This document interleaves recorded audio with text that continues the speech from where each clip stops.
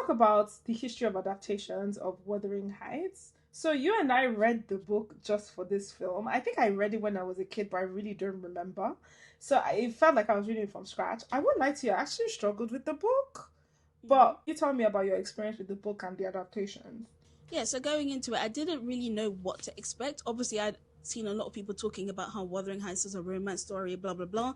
But what actually intrigued me to read the book is the pushback from that sort of commentary and people saying that this is yet another example of people just like missing the bloody point when it comes to certain books. And yeah, I completely agree with that assessment. Wuthering Heights isn't a romance. If anything, at best, I see it as a horror. And I would love to see one of the horror veteran directors pick up this book and do it the justice that it deserves. Robert Eggers' Wuthering Heights would be very interesting, even though I'm not sure about how he treats women in general, but I would need him to have a woman writer. Yeah. I would need some support from a woman. But yeah, someone that Who are the go-to female directors of horror films, actually? God, unfortunately, I can't really think of them. But yeah, so I really enjoyed the book. As I mentioned, you know, it's obviously almost a 200-year-old book, but it still feels quite contemporary to me as a British person in terms of how the othering was handled, in terms of some of the more subtle commentaries around women and like our experiences under the patriarchy, in particular when it comes to marriage. And that's the reason why I did give Emerald Fennell the credit of the dollhouse scene, because I actually think what that dollhouse represents, to me at least, is the way how Kathy feels trapped in that marriage with Edgar Linton. She feels like a doll in a dollhouse. And that is the reason why I perceive the Edgar Linton character to be ugly. He doesn't want a partner. He wants a pretty young, in his words, fair-skinned wife that he can pick up and move around like a doll. You know, him and his sister can move her around like a dolly. That's what he really wants. And as a woman who struggles with that to this day, when it comes to dating, of like, I don't want to feel trapped, that felt very, very relatable to me. And I got that in the book as well. Obviously, I mentioned that the race elements really worked for me. And like, again, I will stress that like, I just kept seeing context clues about how Heathcliff could be a Caribbean person. And I just thought, well, this is so interesting. And very importantly, what I liked was how generational trauma was managed, as well as the spiritual element. Because Catherine and Heathcliff haven't resolved their issues, they haven't gotten to the bottom of whether or not they're going to be together or whether they could be together even. They pass all of that trauma down to the next generation. And then the next generation have this weird kind of bond with each other that they can't explain. And I just thought it was really, really well done. And they almost recreate their dynamic, actually. Because I interpret the ending as like Kathy's daughter, Kathy, and her brother's son, who was essentially raised like a Heathcliff under Heathcliff. They're basically about to recreate that whole dynamic all over again. So yeah, that is some intelligent and poetic writing, I agree. So I struggled with reading Wuthering Heights initially because I just found the literal writing style to be a bit impenetrable. So if you've never read the book but you've watched the adaptations, all the adaptations significantly simplify how that story is told in the book. The book starts with some random man and you're like, who? Mr. Lockwood. It took me several chapters to actually comprehend properly what perspective of the story I was reading it from. And sometimes the way it switches POVs between Lockwood and Nellie is announced somewhat subtly, so it was a bit disorienting for me.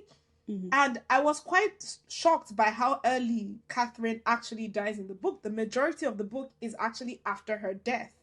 Obviously, it's just older English. I'm going to sound like a dumb person, guys. I promise I'm not. It's just that I haven't read books properly in such a short... And I read it very quickly in a while. Every time Joseph was speaking in that book... Yeah, I just skipped. I was just like, how many times am I going to reread this before I understand what this character is supposed to be saying? So here's the problematic thing. Dumb. So you're not dumb. You're just someone who's spent a lot of time in the south of England. Unfortunately, there's a big problem with accents in this country, in the sense that, like, those of us who are from the south, we see our accents as the dominant one. So anyone that's deviant from that, we're just trained to just tune it out, unfortunately. So I was really disappointed in myself when the whole Joseph thing came up. And I won't lie, I did skip a lot of the time and use context clues to figure out the rest. But more problematically, on my front, is that I could only picture his words as a Scottish accent. And that in itself is a problem. That's problematic. It is problematic because what's happening is my London brain is going, something north of here. The point I realized that I actually did like the book was when Heathcliff gets hella evil in the second half. I mean, he's kind of messy throughout, but it's when everybody's cyclical cruelty to each other, because there's just different people having cycles of cruelty throughout the book. The only person that is like explicitly soft and gentle at all times is kind of Edgar, even though there's still some insidious nature to why he's like that towards women like Catherine. But when, with the Isabella thing, you hear his crazy rants to her about how you ain't shit, you'll never be shit, I'm never going to see you as shit, and you're going to take it like that. I was like, that's wild. But I was gagged, exactly. I was gagged. The next time I was gagged again was when he gives his crazy speech to Kathy's daughter at the end, or is it Nellie, or both of them, explaining how he used to go to the grave, he dug up the grave, he opened the coffin, and her body had not in any way decomposed, which is incorrect, by the way. Like, clearly it just shows like as if he's lost his mind. And that he was there, he used to embrace it, he used to be there, that he had someone remove a panel from her coffin, which is a violation, by the way. Remove a panel for her coffin and give them advance notice that when he dies, that they should make sure they remove his own panel as well, so they're facing each other, and push aside her husband to the other side of her body. And the way he would even talk about death and how he's welcoming it. The only reason he's even still here is so he can fulfill all his vengeful plans on all his ops, is so crazily, gothically wild and dramatic. And the way the book explains to you that Kathy is haunting him, because they never say it, that there's a woman sitting there looking at him. But then you read certain things and you're like, wait a minute. He's talking to Kathy. He's talking to Kathy. Kathy is sitting at this dinner table right now. My man has lost his mind. And I thought it was very, very... As in, I got chills down my spine several times while I was reading the book without any visual references whatsoever. So I thought that was very, very beautiful. So yeah, I just really like that. And I liked how much of a spoiled brat Catherine is. She's not a good person. Yeah. Everyone is annoying. But she's... Yes, everyone is kind of annoying. But she's still our protagonist. And their story is epic. It is a world-crushing story. It is a generationally destructive story. And I love that kind of epic storytelling. So by the time I got to the end and I was like, oh, these people are wild for real, I was like, yeah, I do actually quite like this, and I understand why this has endured for so long. And as I've watched, since then, I've then watched other adaptations, and I also understand why people keep on trying to adapt the stories, because nobody can get it right.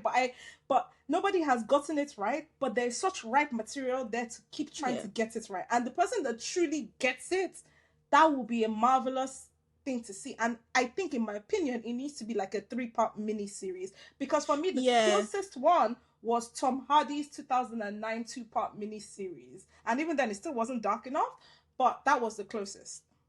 Yeah, I agree. So I think I do really question whether it's even possible to adapt it for film now. Because none of the ones that I watched did it any justice. And because, you know, I think what's tricky is, in fact, this is another thing to highlight about this poor adaptation. In the book, the Yorkshire Moors are a character as far as I'm concerned. The weather is a character. So in Emerald Fennell's adaptation, the fog is omnipresent, like it's always there. But the book is not just about the fog. It's about how the fog comes and goes. It's about how the rain comes and goes. It's about how you can see the moors or whether you can't see the moors because of the weather. And she just didn't deliver that for me.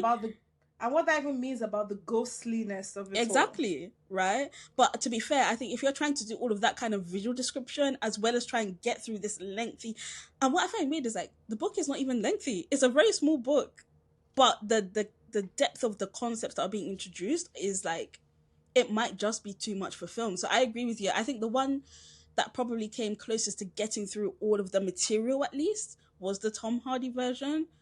But it still wasn't the best version for me. I do think the Ralph Fiennes version was better. The actress playing Catherine in Tom Hardy's one, she couldn't act. And she was too sweet and gentle. Yeah, she's too sweet. In real life. Yeah, but she couldn't, and her acting wasn't great. Ralph Fiennes was kind of like monstrous in the second half. Mm-hmm. And that film did feel a bit more horror. But I didn't love the Catherine depiction in that film. And I also felt like that film didn't feel beautiful enough. I don't know how to explain it. It didn't feel beautiful in its horror. I don't think any of them solve all problems though. So it's like if you want a book faithful adaptation, go for the Tom Hardy one. If you want one with the monstrous Heathcliff, go for the Ralph Fiennes one. If you want one with a properly casted Heathcliff, go for the 2011 one. But I find that one woefully, like, it's so boring. To me, it's not like a normal feature film. It's almost like an art film. It's the kind of thing that you project in a gallery and people walk around, but you don't expect anybody to actually sit down and watch it from beginning to end. It felt so abstracted, and weirdly enough felt very low production value to me when I was watching it. So I did like the fact that in that one they spent a lot of time on their youth, because it's very important to establish where the origin of this level of hatred is coming from and desire for vengeance, which most of these adaptations don't do, especially this Emerald Fennell's one, where Heathcliff and Edgar barely even have an antagonistic relationship in this film. Meanwhile, Heathcliff is supposed to be plotting on how to put his son that he hates to marry Edgar's daughter just so he can take his property, just because he had the audacity to marry his girl. Mind you, he didn't respect the marriage anyway. And that's supposed to originate with the fact that when he first met Edgar, that was the start of like a lot of his bad beatings, because they were playing and then the dog bit Catherine and she got stuck in the Lintons' house, and then the Lintons were laughing at him. So like, it's also tied to the class hatred and potentially racism that's going on, for you to really establish just how awful the treatment of him was when he was young. So I will say 2011 does do that. 1939 is just like a Gone with the Wind as dramatic, romantic, breathless film. It has nothing to do with horror or monstrosity. Yeah, one day someone will get it right. Or maybe, and it probably will be a feature film. Or maybe they won't. Maybe it's us. We need to treat the script for Wuthering Heights.